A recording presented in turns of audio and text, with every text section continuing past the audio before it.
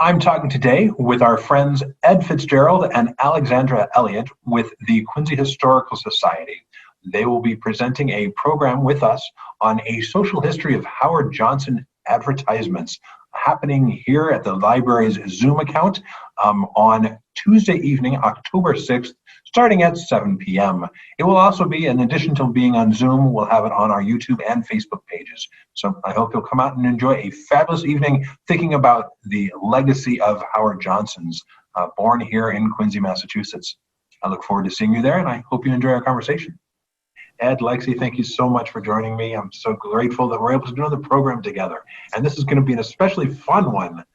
We're talking about Howard Johnson's, a Quincy original. Yeah, we are indeed. Yeah, so this will be fun.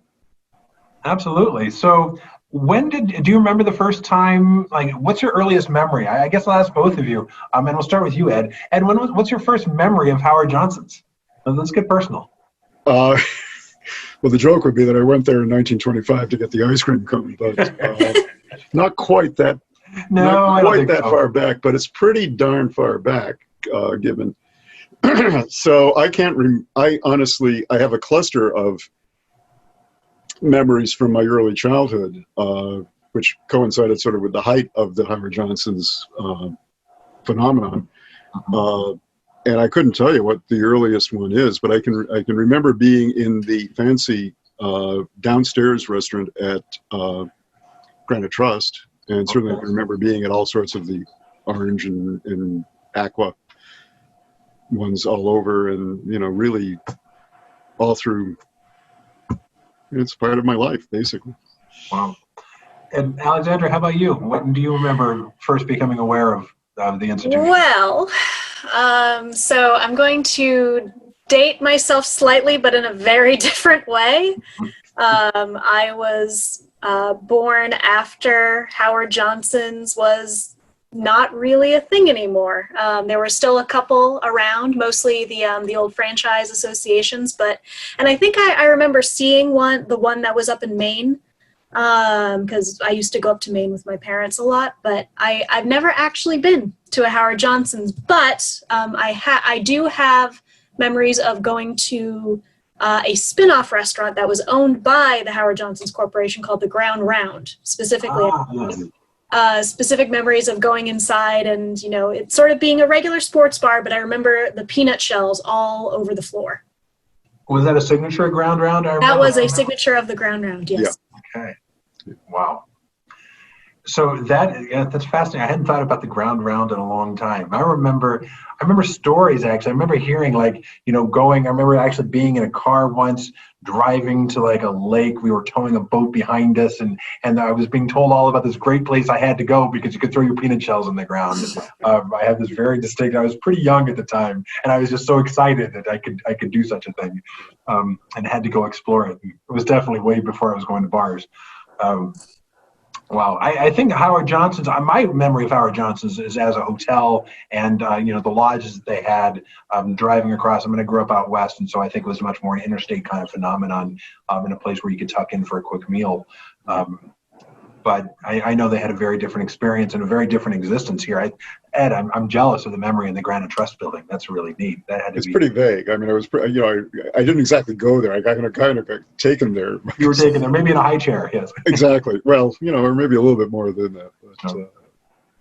But it's, yeah, so it's actually, I've got, I still am trying to envision it because I have this, it's one of those childhood memories, which I think, for particularly people of my generation, probably the generation behind me, have those where it's all kind of there, and you're saying, was that real, or is that kind of my imagination playing with me? So he gets into your head if you're of a certain age, for sure.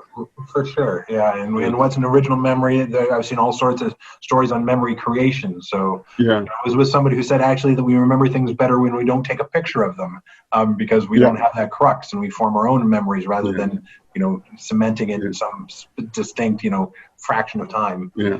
So. But of course, what we're talking about in this program is going to be looking at a social history as portrayed through their advertising, which is a whole different, and this is like how they want us to think about them, whether they met up to that image or not. Yeah. We must have quite a collection of ads since they were such a native Quincy company. How did we, tell me about the collection that we have. We probably have, if we can brag and boast a little bit, we probably have one of the largest collections on hand about Howard Johnson's ephemera, be that menus and advertisements and various other pieces. We have quite a lot, and so their they were quite prolific in terms of especially their paper advertisement. And so we have, all numbers of either people just cutting pieces out of newspapers or magazines to actual prints and things that were being sent out to the restaurants to help them with promotional advertisements just in the restaurants as well. So we have quite a lot, and we're definitely going to be using this as an opportunity to showcase some of the images and items that you don't get to see very much. If you're not, a Hojo's super fan, and even if you are, you're probably going to see something new. How did we do either of you know how we actually came to accumulate these? Is there an interesting story? Did they just open up the back of a warehouse and say, here, take all this paper? Or how did we get it? No. Kind of. No, it's somewhat, it's a little bit better than that, but it's a combination of a few things. So obviously the location in Quincy and how much of the business, even throughout its history, was based here has contributed to that. But in particular, there was an organization called Franchise Associates, which was operating after the Howard B. Johnson had sold the company in the 1980s. Made up largely of former executives of the company who were at that point kind of buying the brand back to try and keep the actual project going. So they, even as they were operating, gave a lot of stuff to the Historical Society, and then as that process began to kind of wind itself down, we became the repository for them. But then from multiple other sources, just people around town giving us stuff. We've gotten stuff from Howard B. himself. We do have to acknowledge that he has given us a very generous grant to help document and do programs on the history of the company and a sense of their own legacy. And a sense of their own, yeah, exactly. So we've gotten it from a whole bunch of sources. He's not still with us, is he? Howard B., I assume. Yes, he is. He is.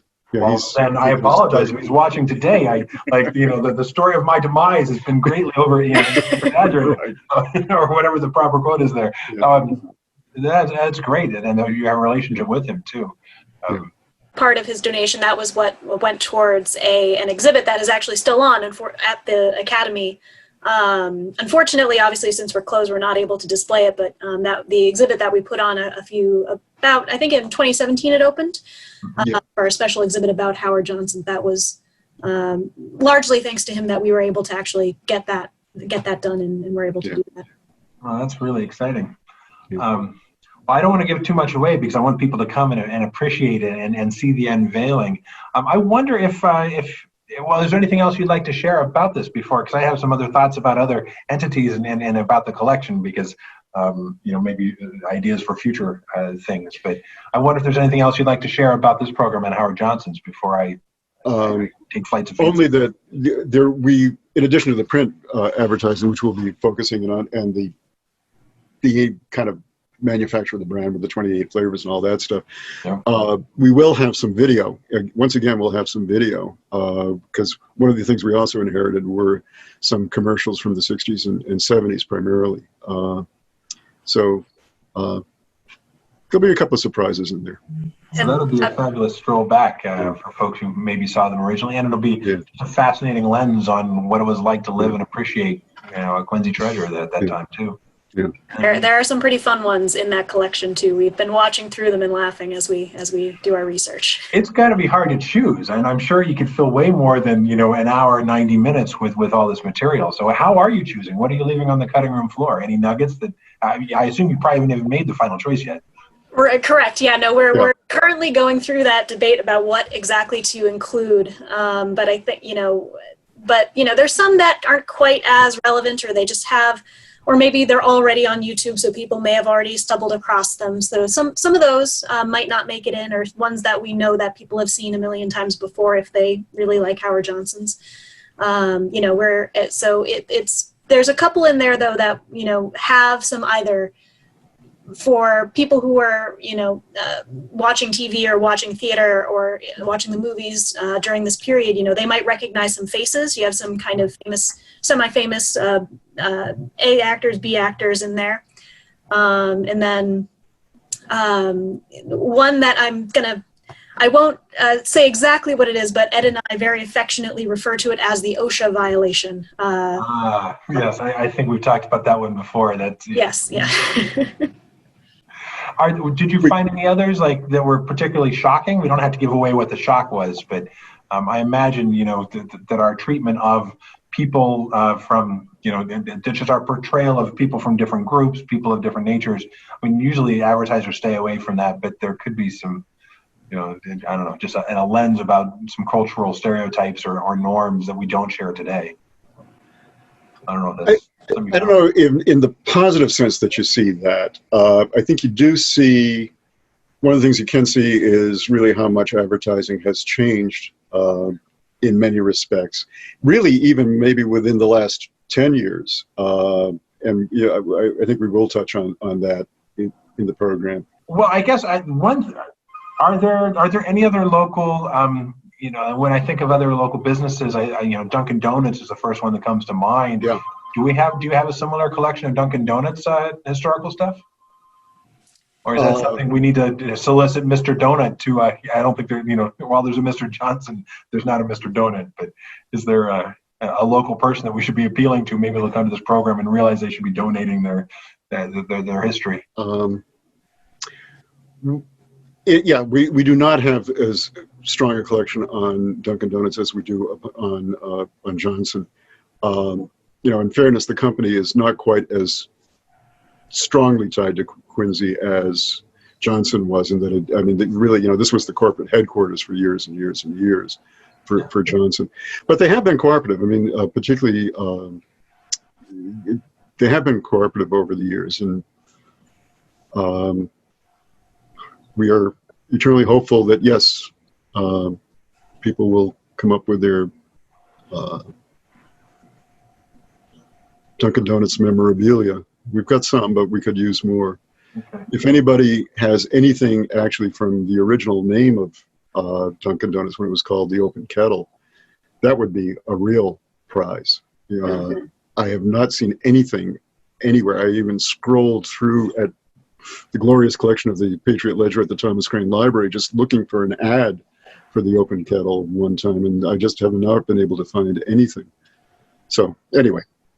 Special maybe we put an appeal. Maybe we include a little bit of this in this interview that we post, or maybe just when we're live in the program, we could say, kind of like, if you've enjoyed this and you have a garage full of treasures for some other local, Quincy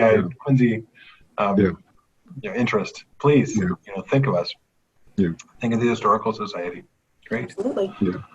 I would love to close this conversation. Is there anything else happening that you've been working on at the Historical Society that you would like to tell people about? I think this is super exciting. We've done some great programs, in the last few months. We've talked about the pandemic in 1918. We've talked about the challenge that this country faced for a long time with the yellow fever. Now we're lightening things up a bit and enjoying some ice cream stories and looking at advertising. I'm really grateful. I think we can all use we should all enjoy some ice cream these days and some of these memories. Are there other pieces that you're working on that you'd like to make sure people are aware of? So we're sort of delving back into the more serious subjects again, but so this year, 2020, is the 250th anniversary, or the start of the official Revolution 250 memorial celebrations, commemorations, et cetera, et cetera, et cetera. So now, 250 years ago, that's 1770. And in March of 1770, you have an event known as the Boston Massacre. Now, in October and November of 1770, you have the anniversary of the trials, or 2020, you have the anniversary of those trials. Now, it is thanks to a very good book written by David McCullough and a pretty famous HBO series called John Adams at this point. I've heard of that one before. Yeah, for most people, a lot of people in Quincy have heard of that one at this point. So it has become fairly well known that John Adams was one of the lawyers who actually represented the soldiers during that particular trial. Now, it's slightly less well known that another Quincy boy also, this being Josiah Quincy Jr., also represented the soldiers, and that his brother Samuel was also representing the prosecution, so was prosecuting the soldiers. So there's a lot of ties to Quincy in the story. So I'm going to be working on a blog post for our the Historical Society's blog that is called that is the Quincy History blog, in fact. I'm going to be looking into some of, as I like to say, some of the cultural echoes, because it is a discussion. In that event, the discussions around it, the debate that was going on during that trial and in the town surrounding, there are a lot of echoes to today, and as well as throughout all of American history. A lot of the debate and discussion continues on, and it's one of the oldest that our country has. So I find that personally very fascinating. Well, I'm glad that you said this is the beginning of the start of recognition. So maybe we can, move from a blog post to something larger and share that in another forum like this too, if that's a possibility. That sounds certainly like rich material. So, well, Ed, Alexandra, it is always a pleasure talking with you. Thank you so much for joining me today. I'm really looking forward to talking about Howard Johnson together and the road in front of us and all the places we can go. Thanks for inviting us to do it. Well, that was my conversation with Ed Fitzgerald and Alexandra Elliott from the Quincy Historical Society. They will be presenting a program on the social history of Howard Johnson ads that we'll be hosting here on Zoom. You can find us, just go out to the library's webpage and you can find the link to the Zoom account, or you can join us on our YouTube and Facebook pages on Tuesday evening, October 6th, starting at 7 o'clock. I look forward to seeing you then.